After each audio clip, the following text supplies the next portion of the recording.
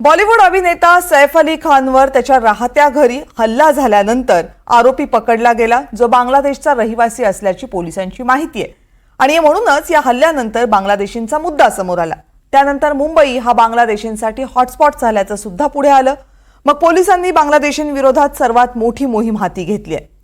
मुंबईत कुठे आहेत बांगलादेशी वस्त्या? बांगलादेशी नागरिक मुंबईमध्ये येतात कशासाठी आणि ते मुंबईपर्यंत पोहोचतात कसे?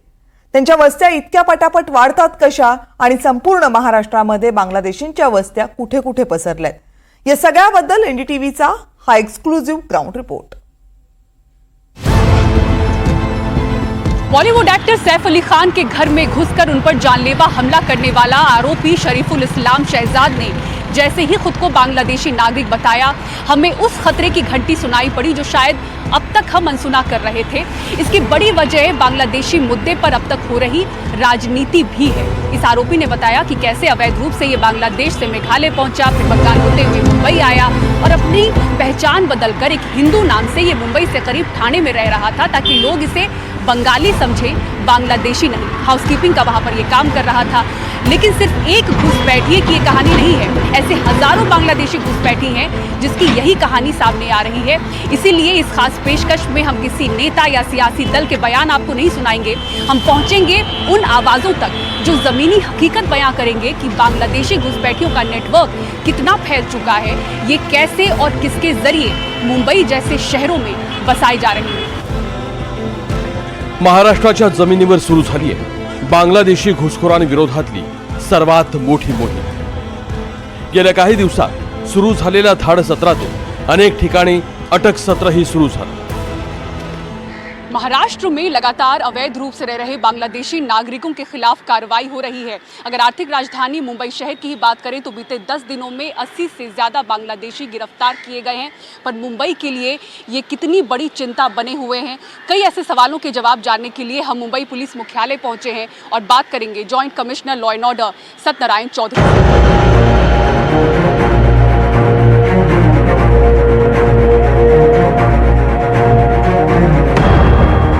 सर, अपना कीमती वक्त हमें देने के लिए बहुत बहुत शुक्रिया। बांग्लादेशी नागरिकों की जब हम बात करें सर, तो ये कितनी बड़ी चुनौती नज़र आ रही है और क्या कार्रवाई अब तक मुंबई पुलिस द्वारा महाराष्ट्र में हुई है? मुंबई पुलिस ने लास्ट एक साल में अवैध बांग्लादेशियों के खिलाफ जो कार्रवाई की है, उसमें 300 से ज़्यादा इलीगल बांग्लादेशी अरेस्ट किए हैं और 278 केस इसमें रजिस्टर किए गए। उसके साथ साथ 170 बांग्लादेशी जो इलीगल बांग्लादेशी हैं उनको डिपोर्ट भी किया गया है। इस साल जो हमारा स्पेशल ड्राइव रहा है, उसके अंदर 125 के आसपास जो इलीगल बांग्लादेशी हम लोगों ने अरेस्ट किया है 1 महीने की कार्रवाई में, और इसमें भी डिपोर्टेशन की कार्रवाई चल रही है। सैफ अली खानवरच्या झालेल्या हल्ल्यानंतर आतापर्यंत 20 बांगलादेशींना अटक करण्यात आली। इतकंच नव्हे तर गेल्या 20 दिवसांमध्ये अटक केलेल्या बांगलादेशींचा आकडा आहे 138। पोलिसांकडून आकडेवारी तर मिळाली, पण या घुसखोरी मागची कारणं आम्हाला जाणून घ्यायची। आर्थिकदृष्ट्या दिवाळखोरीत गेलेल्या बांगलादेशच्या नागरिकांची सर्वात महागड्या मुंबईमध्ये मुक्काम ठोकण्यामागची कहाणी समजून घ्यायची आहे। याच प्रश्नांची उत्तरं जाणून घेण्यासाठी आम्ही पोहोचलो टाटा सामाजिक विज्ञान संस्थेत। 110 पन्नों की इस अध्ययन रिपोर्ट को आपके सामने रखना जरूरी है, जो TISS की तरफ से करीब 2 महीने पहले 5 नवंबर 2024 को जारी हुआ। जब ये रिपोर्ट आई जिसमें कहा गया कि मुंबई में अवैध रूप से रह रहे बांग्लादेशियों की संख्या बढ़ती जा रही है और इस कदर बढ़ रही है कि मुंबई की व्यवस्थाओं पर उसका असर पड़ रहा है, कुछ ऐसी हलचल मची कि सिर्फ दिसंबर महीने में महाराष्ट्र से 43 बांग्लादेशी नागरिकों को गिरफ्तार किया गया। SIT का गठन भी महाराष्ट्र सरकार की ओर से हुआ। इस अध्ययन रिपोर्ट को जिन्होंने तैयार किया है, को प्रिंसिपल सौविक मंडल इस वक्त हमारे साथ हैं। इस रिपोर्ट में आखिर ऐसा है क्या? मुंबई में हमने कम से कम 80 pockets we have tried to cover. उनमें से कुछ पॉकेट्स आप देख सकते हैं कि जहाँ पे सबसे ज़्यादा, और visually you can see that कि जहाँ पे सबसे ज़्यादा वो लोग आ रहे हैं और इम्पैक्ट कर रहा है। ये हॉटस्पॉट्स कौन कौन सी जगह हैं? यस, देखिए ये हॉटस्पॉट्स जो है, फर्स्ट है भीमनगर बोल के एक जगह है। क्या हम यहाँ पर पहुँचकर अपनी बातचीत आगे बढ़ाएं? क्या हम चल सकते हैं? यस, हम जा सकते हैं।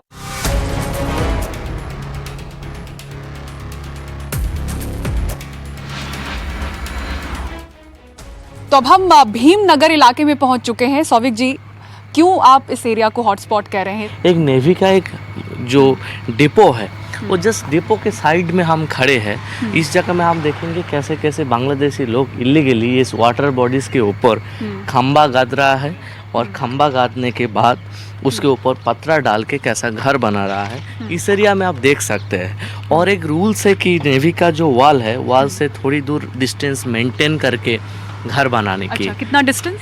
लाइक 15 और 20 मीटर्स ऐसा कुछ डिस्टेंस है। तो this is environmental plus security threat and आपका जो लैंड एनक्रोच हो रहा है वो आप यहाँ पे विजुअली देख सकते हैं। आपने अपने अध्ययन के समय में ऐसे कितने बांग्लादेशी नागरिकों से आपने बात की? सैम्पलिंग हमने जो कलेक्ट किया है 3000 प्लस लोगों से हम इंटरेक्ट किया जी वेदर इज, और कन्फर्मेशन हमको 1500 लोगों से मिला है। जो 1500 नागरिक आप बता रहे हैं कि जो अवैध रूप से आए हुए आपको यहाँ पे मिले बांग्लादेशी, उनमें से हिंदू कितने थे, मुस्लिम कितने? हाँ, उनमें से सिर्फ 4 to 5% हमको हिंदू मिला। और वो हिंदू स्ट्रगल कर रहा है बांग्लादेश यहाँ पे आके जो उसको लीगल तरीका से सिटीजनशिप मिल जाए। और भीमनगर इलाके में जो अंदर बिल्कुल संकरी गलियों में बस्तियां हैं, अब उसके बीच में हम पहुंच चुके हैं। किस तरह से ये घर यहाँ पर बने हुए हैं आप भी इन तस्वीरों में देख सकते हैं। वैसे ये एक सच्चाई मुंबई की बस्तियों की, स्लम की भी है। और इस वक्त हमारे साथ वीरेंद्र प्रताप सिंह समाज सेवी हैं, जिस बस्ती में अंदर हम प्रवेश कर चुके हैं। कई घरों में ताले लगे हुए हैं। क्या है यहाँ की सच्चाई? देखिए ये नेवी का वॉल है, नेवी का। कल यहाँ पे कुछ भी हो जाता है इसका रिस्पॉन्सिबल कौन है? तो ये पूरा बसाया जा रहा है, बसे नहीं बसा है। और ये सब वोट बैंक का चक्कर है। पहले यहाँ पे वोटर नहीं थे, अब ये लोग खुद वोटर भी हो गए हैं। ये लोग सीधा वोट करते हैं। पहले लोग इसका लोखंड का बनाते हैं, पत्रे का, फिर धीरे धीरे ये पक्के घर हो जाएंगे। इथे जवळपास हजारेक घरांमध्ये भारतीय कुटुंब राहतात, पण काही बांगलादेशींमुळे त्यांच्याकडेही संशयानं पाहिलं जातं आणि त्यामुळेच इथला एकही माणूस कॅमेऱ्यावर बोलायला तयार होत नाही। उन लोगों को कोई तो सहारा देने वाला है, इसके लिए वो लोग आते हैं। बिना सहारा वो लोग नहीं आते, मालूम है ना। तो उन लोगों का भी क्या है, अभी अलग है। अभी कौन लग रहा है आपको? कौन सहारा देता है उनको? नहीं, अपन वो अभी वो तरफ से अब सब्जी में जाने का ही नहीं अपने को, क्या करने का। परिवार से बोलेगा तो अभी सुबह हम लोग जाएगा तो शाम को जाने तक हम लोगों का भी डर लगता है, अपना परिवार सुरक्षित है या नहीं है। किस तरह का डर है बताइए? नहीं सॉरी मैडम, अभी कुछ बोलना नहीं चाहता हूँ मैं। मेरा ये लो मत यार। जितना आपको ही बात ही, मैं इस इलाके को समझ रही हूँ। कैसा है मैडम, अभी ये काम पे गया तो बच्चे रोड पे भी बच्चे रहते हैं घर पे, अभी कोई बीवी तो आके रहती है। फिर दादागिरी करते हैं। झोपड़पट्टी है, इधर गांजा बेचने वाले बहुत है, सब बेचने वाले इधर है। तो ये सारे मतलब वही है झोपड़पट्टी में ऐसा ही रहता है, क्या करेगा। नहीं, सब बांग्लादेश तो नहीं है ना, मिक्सअप में है। मिक्सअप में पर कितने कब से बढ़े हैं इधर? हो गया, अभी बांग्लादेशी है ना 20 साल से इधर रहते हैं सर। हाँ, मतलब उनके ऊपर तभी जब भी होना चाहिए तभी कार्रवाई नहीं हुआ, हाँ। लेकिन नहीं हुआ तो ऐसा मतलब फिर धीरे धीरे बढ़ते गए। धीरे धीरे बढ़ेंगे ना सर। एक आया दूसरा आया तीसरा आया, सब आते हैं। काम ही है ना, मतलब कि बढ़ना है सर। अभी क्या इधर ही नहीं बढ़े, आप आगे जाओगे उधर की तो बढ़े। तो वही तो बोला, BMC आवाज पुलिस की करते क्या हैं, कार्रवाई? लेकिन अभी मैं अभी आपको ये बोल दिया एक उदाहरण कि अगर ये हवलदार है, इनका कुछ रोल नहीं है। सही बात है। आप कंप्लेंट लेके किसके पास में जाओगे? सीनियर के पास। वहाँ पे सेटअप रहेगा तो आप क्या करोगे? वहाँ से फोन आएगा, हो गया ना। अभी इससे ज्यादा तो हम ACP DCP के पास नहीं जा सकते ना सर। आप लोग से डरते हैं कि नहीं? पुलिस से डरते हैं? वो डरता पुलिस वाले को। डरते हैं नहीं डरते? हम छोटे बचपन थे, हम पुलिस गाड़ी आया तो हम भाग के जाते थे, बाहर निकलते थे। अभी पुलिस को ऐसा करते, ये करते, क्या साहब कैसा है, ठीक है, अच्छा चल रहा है, ऐसा बोलते। ऐसे मस्ती करते हैं आपके साथ? हाँ, इथून आम्ही पुढे निघालो मानकूरच्या डबा कंपनीच्या परिसरात, जिथं सरकारी जमिनीवर कचऱ्याच्या ढिगाऱ्यांच्या भोवतीनं वसलेल्या वस्तीनं आम्हाला थक्क केलं। उन्होंने बताया कि हम इसका पहले कहाँ थे, कैसा घर खरीदा, कैसा पेमेंट किया, व्हाट इज़ अ पाथवेज, कौन कौन हमको मदद करते हैं, ये पूरा स्टोरीज यहाँ पे हमको मिला था। वो एजेंट्स का नाम बोलते हैं, they don't take about the name of any police और एनी एडमिनिस्ट्रेशन। तो बोलते हैं हम एजेंट को इतना पैसा दिया और हमको ये घर मिला है, हमने 2 लाख रुपया में ये झोपड़ी खरीदा, इसका 3 रूम है। उन्होंने बोला कि आपको अगर आधार और पैन कार्ड चाहिए तो आपको 10,000 रुपया देना है। 10,000 में सारे डॉक्यूमेंट? हाँ, सारे डॉक्यूमेंट्स ये लोग रिवील करता है। आधार पैन, क्योंकि आधार बनाना आधार पैन और क्या पासपोर्ट? नहीं, आधार और पैन और वोटर कार्ड। प्रोफेशन वाइज ऐसा है, अगर उसको डायरेक्ट एम्प्लॉयमेंट मिलता है उसका एक अलग रेट है। उस जो मान लीजिए बहुत 3-4 साल पहले आता है, वो बाद में एजेंट बन जाते हैं। वो एजेंट बांध के 3-4 घर ले लेता है और एक कुक रख देता है। तो 3-4 घर में वो लेबर को डंप करते हैं। एक घर में मान लीजिए आप यकीन नहीं मानेंगे, यहाँ पे 10-10 लोग रहते हैं। टीन का पतरा यहाँ पे लगाएंगे बाहर से, टीन का पतरा बाहर से, मैं देख रही हूँ कि वहाँ भी हमने देखा। हाँ, लगाने के बाद अंदर से वो दीवार बनाते हैं, कंस्ट्रक्शन करते हैं, तो आपको पता नहीं चलेगा और बाद में टीन का पतरा खोल देगा वो और एक घर बन जाएगा। यह एक डब्बा कंपनी के नाम से पहले चलती थी कंपनियां थी। ये कुल 11 एकड़ की लैंड थी, जिसमें से 5-6 एकड़ रिजर्व है, टोटल 11 एकड़। उसमें से 6 एकड़ मार्केट के लिए है, ऐसे 2-3 एकड़ और चीज़ों के लिए रिजर्व है। इसको एक डंप करते हैं। वो डंप करने के लिए हर एक का अधिकारियों का सिस्टम बैठा हुआ है महानगर पालिका के, कि एक गाड़ी का इतना पैसा देना। फिर वो धीरे धीरे खेलने के लिए प्ले ग्राउंड था बच्चों का। आज वो देख रहे हो BMC के अधिकारियों के पैसे का ग्राउंड बन चुका है। जो यहाँ पे लॉक है, ये सब घर बनाते हैं कोई एजेंट, और बनाने के बाद इसको बेचते हैं घर को। जैसे आप देखो ना, सब घर लॉक है और रहने की कोई सुविधा में नहीं है, लेकिन घर लॉक है। मतलब हमने इतना जगह ले लिया है, अभी कोई आएगा, कोई भी आ जाए, टेरर हो, आतंकवादी हो, बांग्लादेशी हो, रोहिंग्या हो, कुछ पैसे में उसको दे दिया जाएगा। इथं आपलं घर बांधणं किती सोपं आहे हे इथल्या लोकांकडूनच ऐका। खरीदने वाला सिस्टम नहीं है, तुम आके खुद बांध के रह सकते हो, उसमें कोई नहीं है। कोई रोकने टोकने वाला नहीं है? नहीं, कोई नहीं। पुलिस BMC ये सब नहीं आती है? नहीं, पुलिस कभी कदार रोकती है, भाई क्या कर रहा है, ये दूसरे सरकारी जगह है, तो वो लोग आदमी चुप जाते हैं या हट जाते हैं, बाकी पुलिस रोकती है। तोड़ भी देती है पुलिस, तो फिर हम लोग वापस बना लेते हैं। तोड़ती है, वापस से बना लेते हैं। क्या तो करें, कहाँ रहने का जाके? नहीं ठिकाना, तो क्या बच्चे भी हैं छोटे छोटे हम लोग के साथ में, पूरा फैमिली के साथ में हम ऐसा नहीं कि हम लोग खाली यही रह रहे। तो इन सब स्थितियों में आप लोगों को कैसे पता चलता होगा कि बांग्लादेशी कोई आ रहा है? अल्फाजों से पता चल जाता है मैडम। आमच्या या सखोल पडताळणीमध्ये बनावट कागदपत्र तयार करणारे लोकही आमच्या संपर्कात आले। ओळख जाहीर न करण्याच्या अटीवर त्यांनी आम्हाला दिलेली माहिती ही धक्कादायक होती। अगर बांग्लादेश से कोई नागरिक मुंबई आना चाहता है तो रास्ता क्या है, कहाँ से कहाँ होते हुए यहाँ पहुँचता है? बांग्लादेश से डायरेक्ट पहले बॉर्डर क्रॉस करके आएंगे वेस्ट बंगाल में, एक साइड से वेस्ट बंगाल में आएंगे या फिर 2 त्रिपुरा साइड में चले जाएंगे, वो साइड वहाँ से घूम के फिर वापस वेस्ट बंगाल में आते, घुमा फिरा के। शुरुआत उनका वेस्ट बंगाल से होता है और आश्रयदाता वहाँ की अधिकांश सरकार लोगों का बंगाल से ही होता है। ऐसे कितने नागरिकों से आप मिले हैं जो बंगाल होते हुए आए हैं? ऐसा कहाँ से बंगाल होते हुए आने वाले सबके सब वहीं पे होके आते हैं, लेकिन मैक्सिमम मेरे टारगेट में मेरे साथ में जो बात करने वाले हैं, मेरे पास आने वाले हैं, वो बंगाल से दिल्ली होके फिर मुंबई आए हुए हैं। मैक्सिमम दिल्ली होके ही आए हैं। दिल्ली होकर क्यों? दिल्ली में उनका बहुत बड़ा शरणदाता बड़े है, बहुत ज़्यादा शरणदाता, जामा मस्जिद वगैरह है, सब बहुत बड़े नेता लोग हैं। दिल्ली में ज़्यादा उनकी सोच सुनाई जाती है और मैक्सिमम डॉक्यूमेंट वहाँ के मुंबई में बहुत कम डॉक्यूमेंट बनते हैं, महाराष्ट्र में बहुत कम डॉक्यूमेंट बनते हैं, ज़्यादा से ज़्यादा डॉक्यूमेंट बनते हैं वेस्ट बंगाल और दिल्ली। और कैसे ये पेपर्स बनते कैसे हैं? ज़रूरत ही नहीं है बनाने की। वहाँ के जो अभी मैंने आपको बोला, उनके चाहने वाले MLA MP, शुरुआत वहीं से होती है। मदरसे के टीचर गए या फिर मस्जिद के कोई पादरी गए, वो उनको जाके बोल दिए भैया ये अपने गांव वाला आया है, अपने बिरादरी वाला आया है, इनको कुछ हेल्प कर दो। तो बिरादरी वाला बोल के एक लेटर दे देते हैं कि MLA ने लेटर दिया, कि MP ने लेटर दे दिया कि मैं इसको पहचानता हूँ, इसको आप पैन कार्ड बना के दे दो डिपार्टमेंट को। इनकम टैक्स डिपार्टमेंट का, पैन डिपार्टमेंट का ये ऐसा है कि उनको कोई डॉक्यूमेंट रह नहीं रहे, उनको एक सिर्फ MLA का लेटर या फिर MP का लेटर, इतना बहुत होता है। ये पैन कार्ड के लिए आप बोल रहे हैं? पैन कार्ड के लिए। पैन कार्ड के बाद क्या बनता है? पैन कार्ड के बाद में दूसरा लेटर दिया जाता है बैंक को कि हम लोग इसको पहचानते हैं, इसका पैन कार्ड नंबर ये है, आप इनका बैंक में अकाउंट खोल दीजिए, बहुत अच्छे लोग हैं। तो उनका बैंक में अकाउंट खोला जाता है। बैंक में अकाउंट खोला जाता है। बैंक में अकाउंट खोलने के बाद में इन लोगों का जो बैंक अकाउंट का पासबुक हो गया और पैन कार्ड हो गया और MLA का लेटर, ये तीन हो जाता है वोटिंग डिपार्टमेंट में। फिर वोटर ID भी बन जाता है? बन जाता है। वोटर ID तो आसानी से बन जाता है। तो आप ऐसे बोगस पेपर्स बनाते हैं? मतलब मैं सबके नहीं बनाता ना, बोगस मतलब मैं ज़्यादा से ज़्यादा क्या कर लूँगा, किसी का एड्रेस नहीं होगा, MLA हमारे जान के पहचान के साहब लेटर दे दो, MLA साहब लेटर दे देते, बन जाता है एड्रेस प्रूफ। कितना मिलता है आपको पैसा? 200-300 रुपये मिलता है। क्या पैसा मिलेगा उसमें? क्या क्या पेपर बनाते हैं आप? आधार अपडेट करवा देते हैं, पैन कार्ड करवा देते हैं।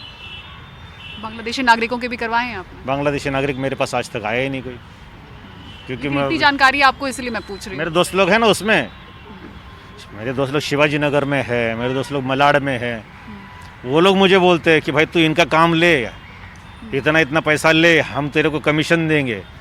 मैं उनको हाथ जोड़ता हूँ, भाई जितना मिल रहा है मैं खुश हूँ, तू ही करते बैठ। वो कितना मिलता है उनको? वो लोग एक नागरिक के लिए कितना मिलता है? 50,000 रुपये लेते हैं एक से। 50,000। क्या क्या पेपर्स बनते हैं? सब बना के दे देते हैं, आपको क्या चाहिए वो बना के दे देंगे। बर्थ सर्टिफिकेट यहाँ का बन जाएगा, आपका पैदाइशी स्कूल यहाँ का करवा देंगे, उसका गांव डिक्लेयर करवा देंगे। कुछ गांव तो मालेगांव वगैरह साइड में जो ऐसे है, वो तो प्रॉपर्टी में नाम डलवा देते हैं, प्रॉपर्टी टैक्स। तो यहाँ पे जो इतने लोग बसे हुए हैं और सबके पास वोटर आईडी, जैसा मैं सुन रही हूँ कि बहुतों के पास सारे कागजात हैं, ये कैसे बनवा रहे हैं? ये बाहर से बनवा के आ रहे हैं, फिर यहाँ पे ट्रांसफर हो रहा है ना। अच्छा, वो अपना एड्रेस चेंज करवा रहे हैं वोटर आईडी। ये एक बार समझ लो, अब दिल्ली, मैंने क्या बोला, पहला स्टेप उनका रहेगा दिल्ली। सारे पेपर दिल्ली में बनते हैं मैक्सिमम, फेक जितने पेपर बनेंगे दिल्ली में बनेंगे। तो कोई नहीं, सिस्टम में किसको किसको जानकारी है कि ये हो रहा है? और नेताओं को ज़्यादा जानकारी है और सरकारी अधिकारियों में बहुत कम लोगों को जानकारी होती है। सरकारी अधिकारियों को अंधेरे में ही रखा जाता है। समझ लो, अभी पार्टी बताना चाहेंगे किस किस पार्टी के ये नेता होते हैं? जरूरत नहीं है पार्टी बताने की, आप लोग खुद समझदार हो, मीडिया वाले, आपको पता है कौन सी पार्टी ज़्यादा हेल्प करती है। बोलने की ज़रूरत नहीं है, ये बोलना मतलब अपने आप की तौहीन करके लेना है मैडम। रूलिंग या ऑपोजिशन, ये बता। रूलिंग अपोजिशन से कोई मतलब ही नहीं निकलता है, ये सिर्फ जात बिरादरी देखते हैं। बांगलादेशींना महाराष्ट्रात आणि पर्यायानं मुंबईत वसवण्यामध्ये मालेगाव कनेक्शन असल्याचाही आरोप होतोय। क्योंकि मालेगांव पहले से एक संवेदनशील एरिया रहा है, लेकिन अभी चुनाव के पहले 9 लोगों का अकाउंट में 125 करोड़ वहाँ पे आना है। कौन भेजा ये पैसा मुझे पता नहीं, कि मेरे अकाउंट में पैसा जमा है 10 करोड़ 5 करोड़, कौन है? अभी बाद में ईडी उसका तहकीकात कर रहे हैं। आप देखिए 1000 करोड़ के ऊपर से चला गया इंक्वायरी। कौन इसमें, ये हवाला वाला ऑपरेटर्स हैं, कुछ लोग दुबई से ऑपरेट कर रहे हैं, तो क्यों पैसे भेज रहे हैं हिंदुस्तान में? आपको क्या इसमें मिलता है? मनी लॉन्ड्रिंग क्यों करते हैं आप? कुछ तो मकसद होगा। और मालेगांव जैसे एरिया में इतने बड़े रकम आना, वो बहुत बड़ा एक खतरे का संकेत है। टाटांनी केलेल्या रिपोर्टमध्ये 1500 बांगलादेशींकडून मिळालेली माहिती अत्यंत गंभीर आहे। त्यातले 46% बांगलादेशी थेट मुंबईत पोहोचले।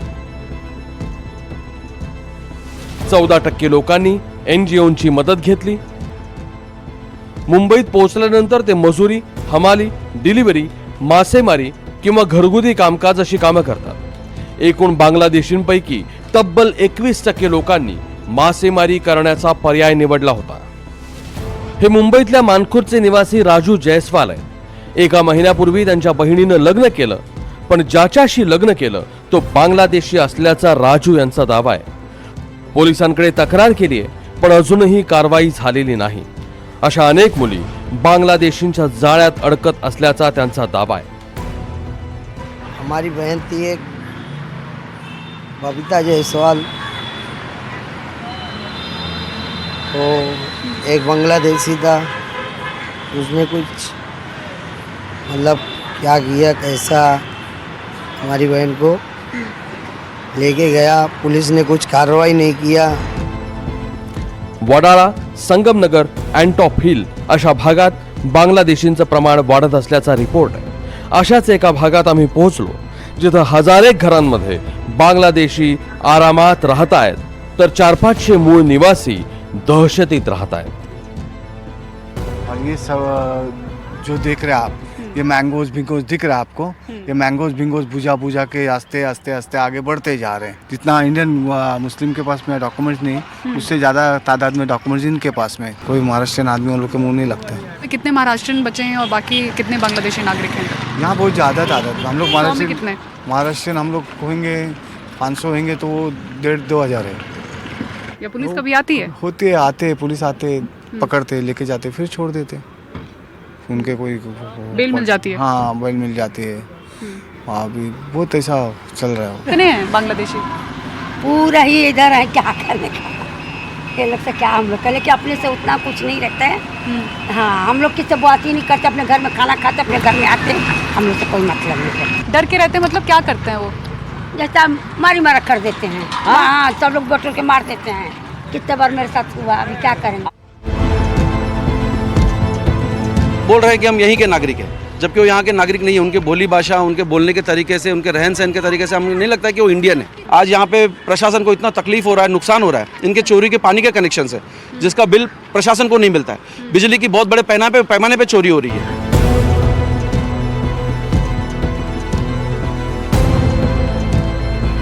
अवैध बांग्लादेशियों पर पड़ताल भ्रष्ट सिस्टम की ओर इशारा करती है। इन घुसपैठियों को बसाने का जरिया आखिर कौन बन रहे हैं? कौन है वो लोग जिनकी हर राह को आसान कर रहे हैं? जब मीडिया के घूमते कैमरे और माइक ये समझ सकते हैं, तो सत्ताधारियों के लिए समझ पाना ये कोई टेढ़ी खीर नहीं। कार्रवाई के नाम पर गिरफ्तारियों के साथ ही उन हाथों को कमजोर करना जरूरी है जो पर्दे के पीछे से इन घुसपैठियों का सहारा बन रहे हैं। हे आहे NDTV आणि आपण पाहत आहात NDTV मराठी।